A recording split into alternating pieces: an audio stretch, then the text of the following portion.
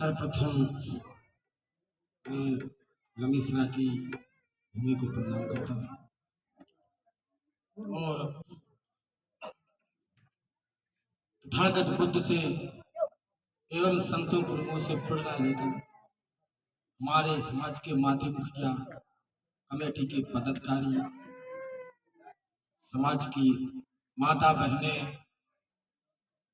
आई हुई हैं, मैं उनको धन्यवाद देता हूँ कि शोक सभा को ऐसे ही सफल बनाएं और ईश्वर से प्रार्थना करता हूँ कि इस बच्ची को अपने चरणों में स्थान दे, इनकी आत्मा को शांति मिले।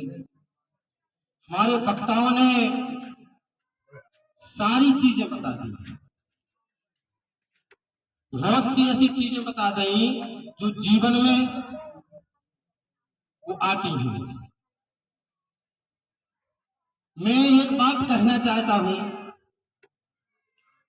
सभी लोगों से, इस बच्चे की उम्र कितनी होगी? शायद 17 साल। शादी को कितने वर्ष हुए? 2 वर्ष। जब कितनी वर्ष की थी? 15 साल की। जी, किसकी कमी है? जो माँ बाप की कमी है। इस बच्चे की अभी भी पढ़ने की उम्र थी।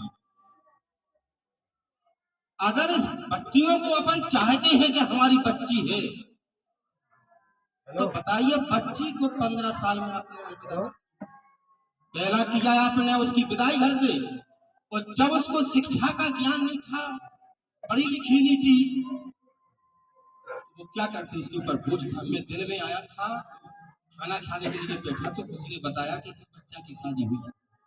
वो बच्चा आज भी बताइए शादी लायक नहीं। हमारे वक्ता क्या करेंगे आप लोग को समझा समझा के? करने आपको वही। आज देखिए, अगर हमारे वक्ताओं ने कहा भी है तो समाज में सबसे कम पढ़ी लिखी लड़की बाल समाज में निकलेगी। अगर आप बच्ची को चाहते कि हमारे यहाँ बच्ची पैदा हुई, उस बच्ची को इतना पढ़ा दीजिए, इतना पढ़ा दीजिए कि जिस घर में जाए तो वो उस घर का उजेला हो जाए। एक नारा चला था, पढ़ी लिखी घर की लड़की और रोशनी घर की, चला था, लेकिन अपनी समाज इस चीज को समझती नहीं। बताइए, तो मैं उस दिन भी सोच के गया था कि ना तो इस बच्चे की गलती है ना उस बच्चा की गलती है, दोनों के माता पिता की गलती है। इसकी 15 साल में शादी की।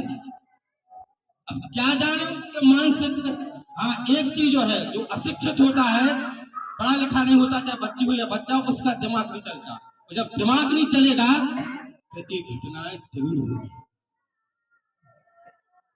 साथियों, ऐसा नहीं है जो पहली घटना है, ये केवल शिक्षा की वजह से घटना है। तो मैं उस लड़का के पिता से भी ये कहना चाहता हूँ कि आपने कैसे शादी कर ली? उस बच्चा को आज भी 18 साल की उम्र हुई शायद।